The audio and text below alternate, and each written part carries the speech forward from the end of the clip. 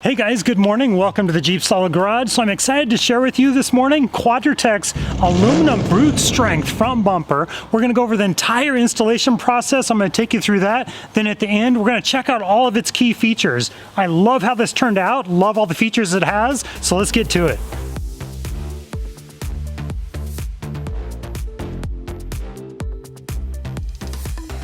So let's first start out by removing our stock bumper. So the first step is removing this lower valance, and it's held in place just by a few little plastic clips here.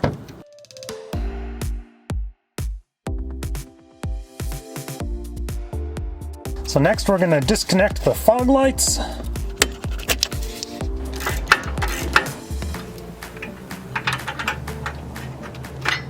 And it really helps to have a deep set 18mm socket and this flexible, extendable socket wrench. Now on each side of the bumper where the frame butts into the bumper there's two bolts there, 18mm, those got to come out. And on the other side, right here next to the fog light, those two 18mm bolts have to come out as well. And with that, we can pull our bumper away. A couple of brackets here. So these are just the backing on the inside of the bumper on those bolts, but we got to kind of hold it in place here because we still have wire loom here we got to pull off.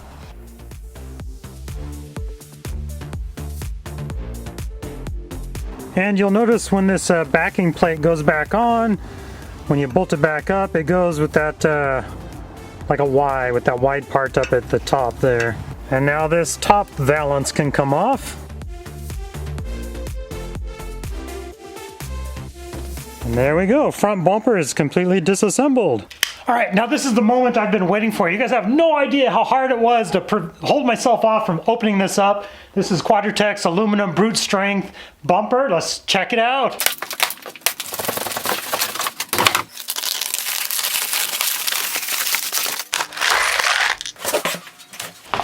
Boy, they did not skimp on the packaging. Now there are a million little parts here, but don't worry, we'll go through the installation steps together. We got a few more things to do in preparation on the JK, so let's do that real quick. We are gonna remove the factory fog lights off our bumper here because we're gonna be reusing them. Maybe in the future we'll get some nice LEDs, but we're gonna reuse these for now. Now on 2012 and newer Jeeps, we have to relocate this brake vacuum canister. There's two 10mm nuts that have to come off. This hose here, and this hose down under here. We're just going to relocate this.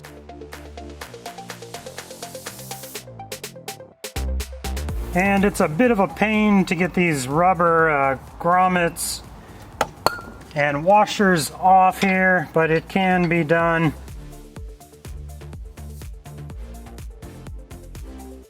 And finally broke loose there. There you go. Now, working on the bottom side here, it's upside down.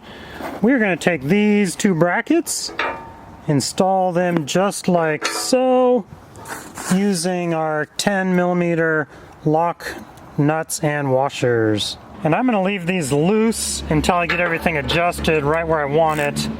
Then I'll tighten everything down. Now next, we're going to install the left and right nut plates. And this is a little dinosaur head. We're going to install it on the inside of the frame rail here so that we can see the dinosaur head. And here I've got M10 by 20 17mm nuts, or sorry, bolts with fender washers on it. And these guys we're going to just install loosely so we can move it a little bit as well. We're just going to get these loosely installed. Now it came with the winch plate back here already attached. We're going to go ahead and remove these bolts real quick though, so we can attach the winch plate separately. Okay, next it says to install the winch plate with M10 by 20 bolts, 8 of them, but we do not have enough. But we do have 8 of these, number B, which is the M12 by 30 hex bolt. There's 8 of those guys. And in the instructions, there's no mention of using them at any point. They're the heaviest duty. So I'm assuming that these 3/4 inch or 19mm bolts with these lock washers are the ones to mount the winch plate to the frame rail. So one little confusing part there, but we'll get it figured out.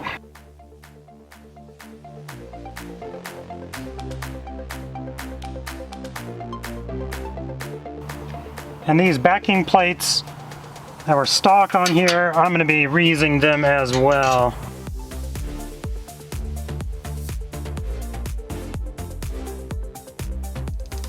So we ended up with just enough washers and these big nuts, 3/4 inch nuts on here, and these plates, so I think this will work real good for us.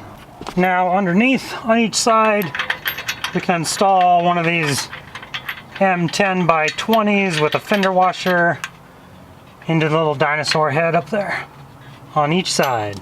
Next we're going to mount the vacuum canister, and this is why I did not tighten these yet, because I need to kind of move these to get them in the best spot. Then we're going to use these long M6 by 30s with washers and lock nuts on it to mount that vacuum canister. It's all tightened down. We'll hook our hoses back up. Now let's install these rider support brackets. They just sit up here like that. This tethered nut goes back behind, and our, what is this? This is our M10 by 20. Sneaks in back here. And a bolt and fender washer on the top, and washer and locking nut on the bottom. Now we can go through and tighten the 12mm bolts to 64 foot-pounds and the M10s to 38.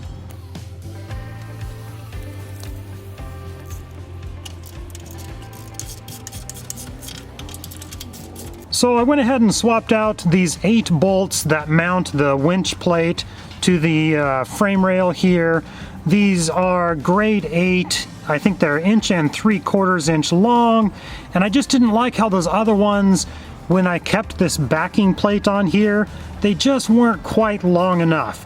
These ones are plenty long enough. I got a fender washer on there, lock washer, my nut, so I like how this is turned out much better, keeping that backing plate on there. So I deviated from the instructions a little bit here, but this is how I wanted to do it. Now we're hooking our fog lights up to these brackets using the M4 hardware. Now let's attach the fog lights to the winch bracket here using our 10mm bolts right into the bracket.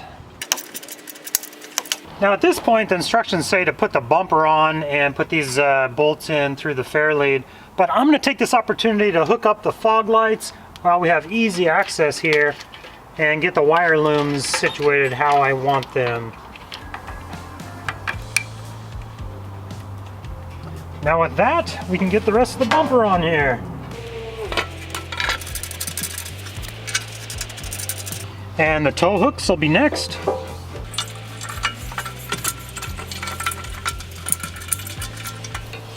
And we're just getting everything kind of finger tight, loosely mounted, because obviously we've got to kind of shimmy things around a little bit. Now we can finally install the overrider bar with our M10 Allen bolts. We'll get all 6 of these in and start tightening things down. And my bonus tip of the day, these brackets and stuff, don't tighten these down until you get all your bolts in, because you got to do a little shimmying and moving around of things to get everything lined up.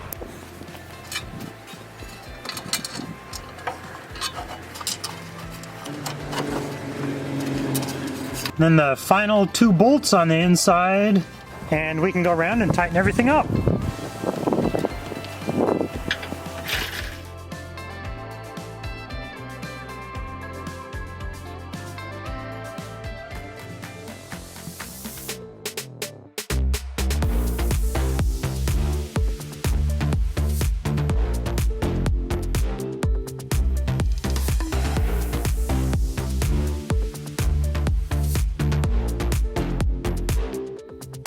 Now, like I said, I love how this turned out. I love the look of it. You know that feeling when you buy a new car or something, you park it and you're walking away and you kind of look back. I find myself doing that.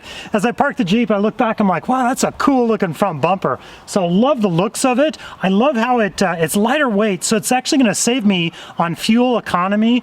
So it's not a 120, 130 pound front bumper. It weighs about 71 pounds on this full width front bumper. And over tens of thousands of miles, that's gonna save me in gas mileage.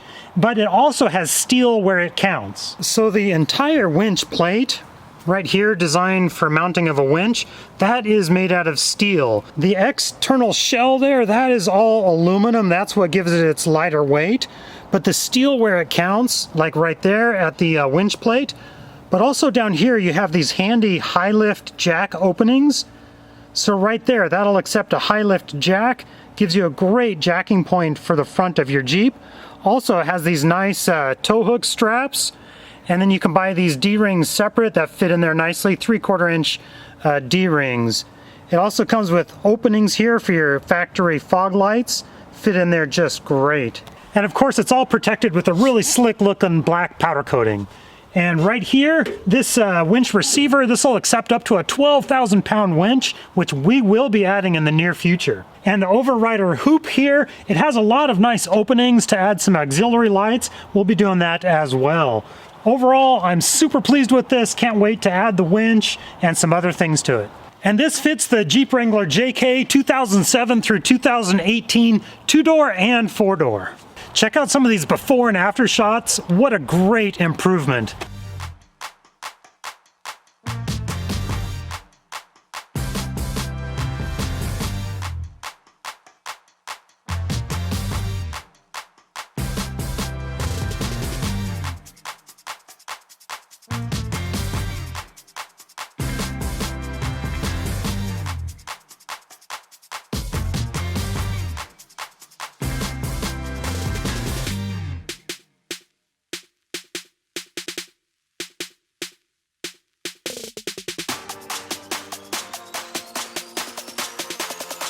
So obviously I'm really happy with how this turned out. This bumper and the D-rings will be linked in the description below, where you can find them on Quadratec's website.